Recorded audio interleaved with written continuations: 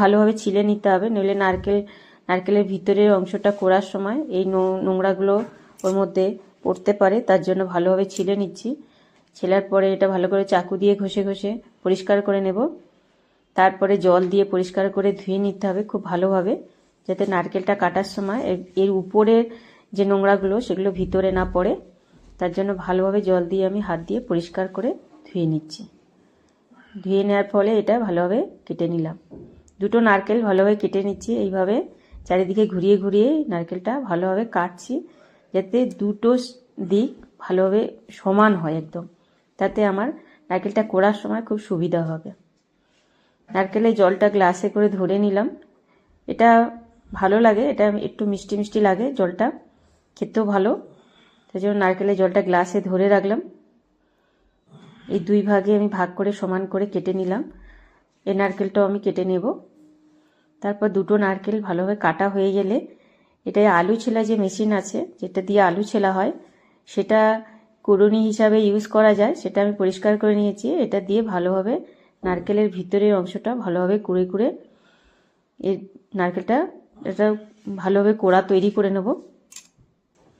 এইভাবে এটা খুব তাড়াতাড়ি করা যায় আর খুব সহজে এটা নারকেলটা ভালোভাবে কুড়ে নেওয়া যায়। অল্প পরিমাণে সাদা তেল দিলাম, তারপরে নারকেলের কোড়াটা দিয়ে দিচ্ছি।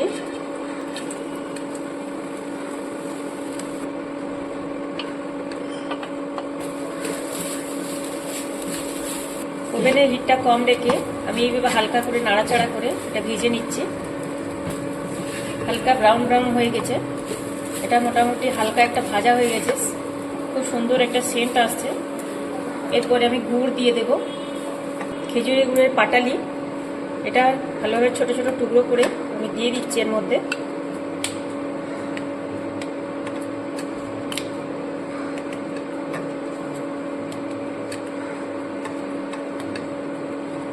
এইভাবে টুকরো টুকরো করে নিচ্ছি যাতে এটা গলতে সুবিধা হয়।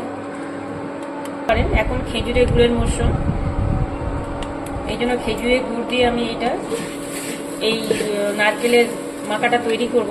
এটা খুব সুন্দর একটা সেন্ট আসবে। খেজুরের গুড়ের তো খুব সুন্দর সেন্টও হয় আর খেতেও খুব ভালো লাগে।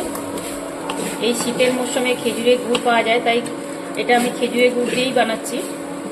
আর যখন অন্য সিজনে বানাবেন তখন ভেলি গুড় বা চিনি দিয়ে বানাতে পারেন।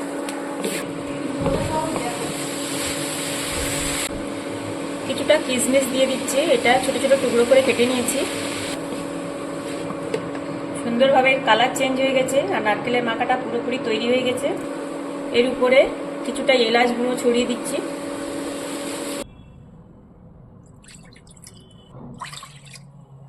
দু কাপ জল দিয়েছি আর পরিমাণ মতো লবণ দিলাম।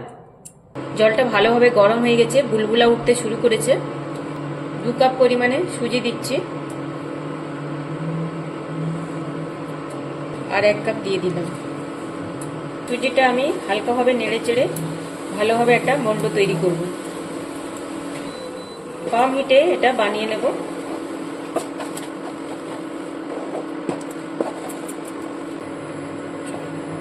ডোটা যখন দেখবেন কড়াই থেকে ঠিকভাবে ছেড়ে ছেড়ে এসেছে, তখন বুঝবেন এই ডোটা তৈরি হয়ে গেছে। এইভাবে ডোটা তৈরি করে নিতে হবে।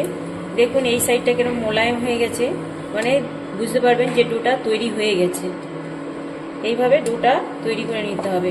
অনেকটা সময় লাগবে এই ডোটা তৈরি করতে। এই ডোটা ঠিকভাবে পাকলে তাহলে পিঠেটা খুব ভালোভাবে তৈরি হবে। এইভাবে ডোটা তৈরি করে নিতে হবে। এখন আমার এটা ডোটা পুরোপুরি রেডি হয়ে গেছে।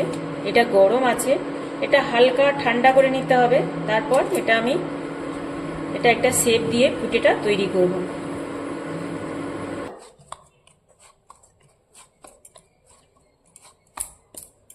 এইভাবে ডোটা আমি সফট করে একদম মোলায়েম করে মেখে নিলাম। এরপর ছোট ছোট করে লেচি কেটে নেব।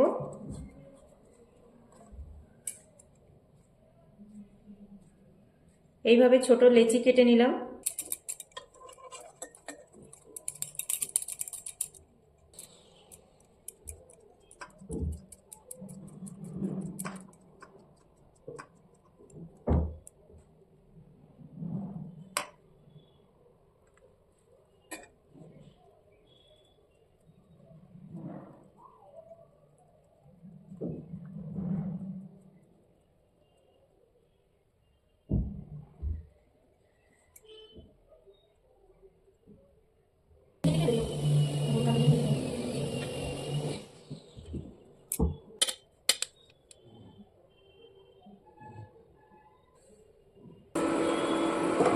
হাফ লিটার দুধ ভালোভাবে গরম করে নেব। গরম দুধে 1 কাপ পরিমাণে চিনি অ্যাড করছি। ভালোভাবে ফুটে গেছে দুধ।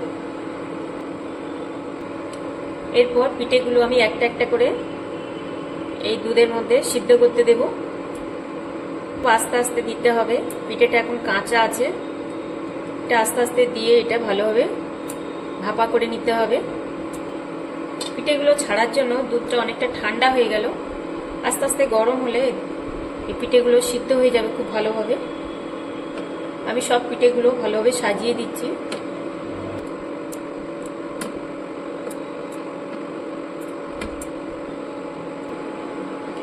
এইভাবে হালকাভাবে আমি এগুলো নাড়াচাড়া করে দিচ্ছি, দুধের সঙ্গে ভালোভাবে ডুবিয়ে দিচ্ছি পিঠেগুলো।